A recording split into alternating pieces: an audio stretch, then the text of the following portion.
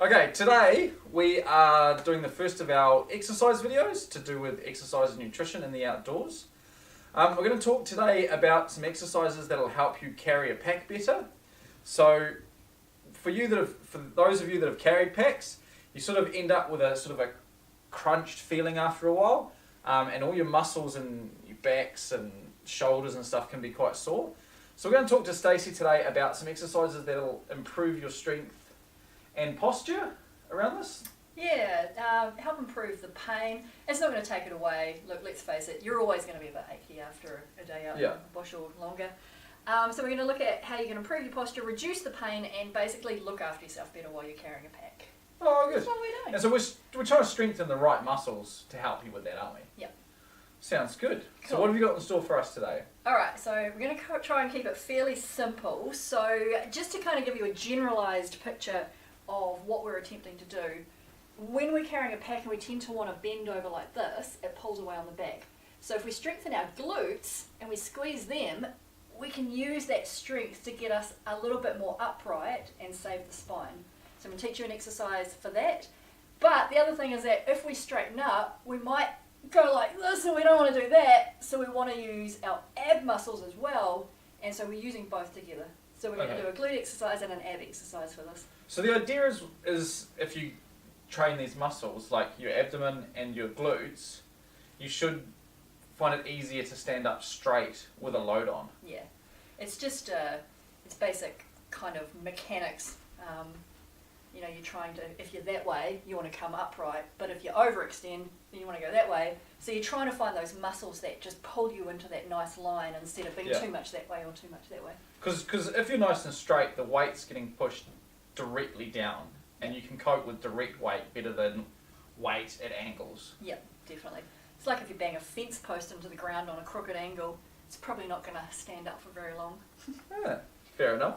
Yeah. Okay, so what are our exercises? Okay, so the first one I'm going to show you is the glute bridge. Glute bridge? Glute bridge. So as I just demonstrated, we want to have a nice tight walnut butt squeezing and holding us upright. We don't really want our back doing that. So we're going to jump to the ground and I'm going to show you a really simple way to start strengthening those glute muscles. Okay. What do you want me to do? Oh, are you going to do it? Yeah, we'll get you on the ground doing it. Well, we can have like a what not to do first. Alright, so what am I doing? Alright, so lay down on your back there, nice and comfy. Don't fall asleep. Okay, so the first thing we want to do is we just want to have like nice tight leg line. So have your legs hip width apart and your hip bones are on the front of your body.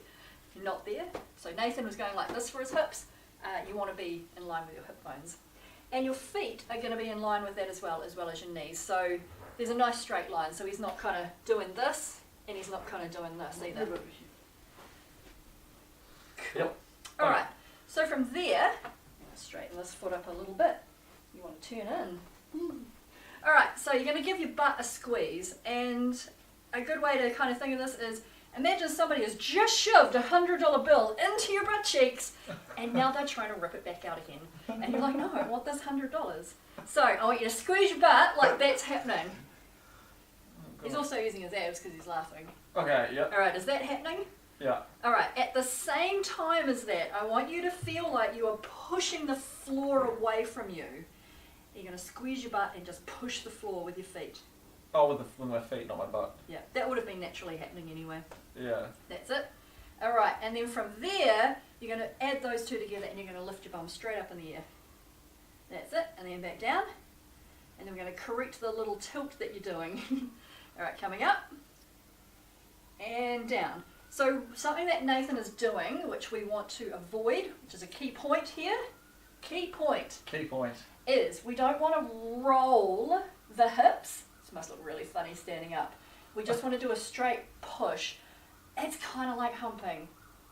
Sorry, but that's kind of like how it is. So, see if you can try and take that roll out of the hips and just push straight up. That's it. Good. And down. Push straight up again. Good, and now just demonstrate the roll again so that we can see the wrong way to do it. That's it. Cool, so you can tell that we're rolling because we're kind of curling in at the abs as well.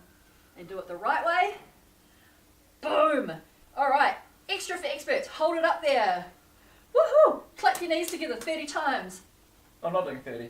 We don't have time. But we've got to make it burn. Anyway, so that will actually start burning. So there's lots of variations of this you can do. You can put like heavy weights on there and all sorts. So that's going to help your glutes, and as you can see, it makes you go like this.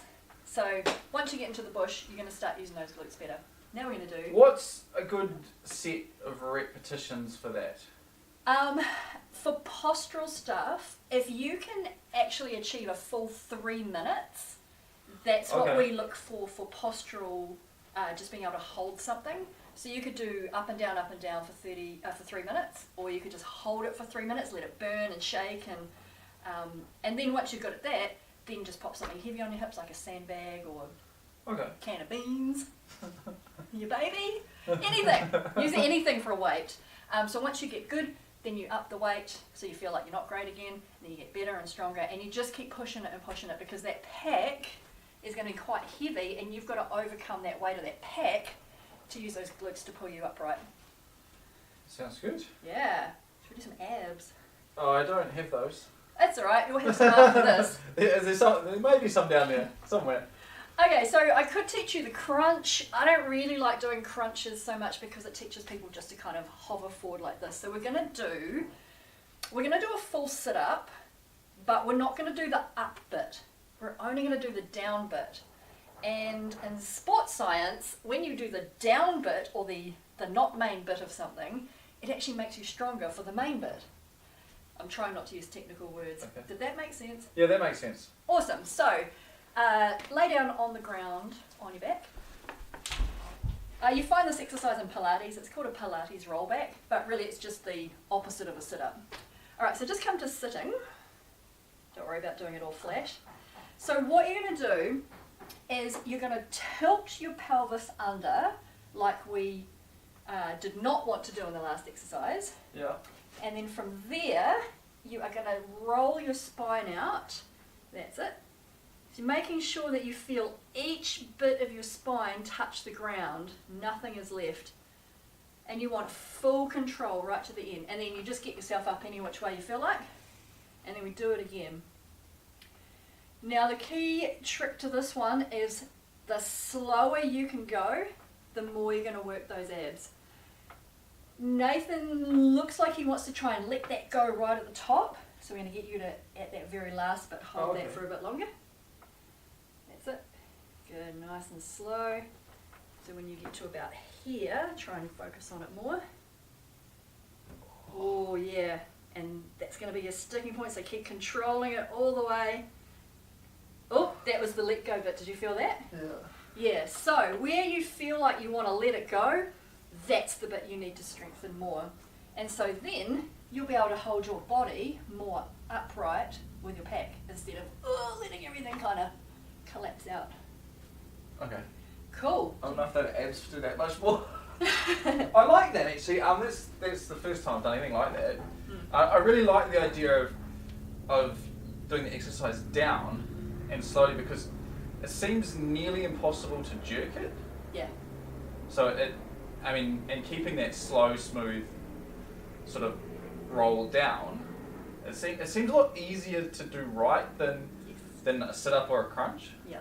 I do like that. And it makes you so much stronger for a sit-up quicker than if you were just trying to hammer them out.